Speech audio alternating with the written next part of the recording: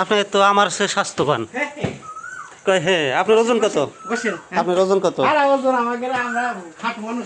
খাটো মানুষের ওজন কম না? ওই গড়ে ভর্তায় হুমান হুমান, এটা কিরা দেন?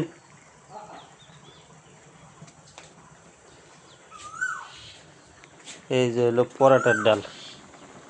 শফি ভাইয়ের হাতের পরাটার ডাল কিন্তু অস্থির হয়, মজাদার এবং স্বাস্থ্যকর পরিবেশ। শফি ভাইয়ের পরিবেশটা অনেক সুন্দর, বুঝছেন?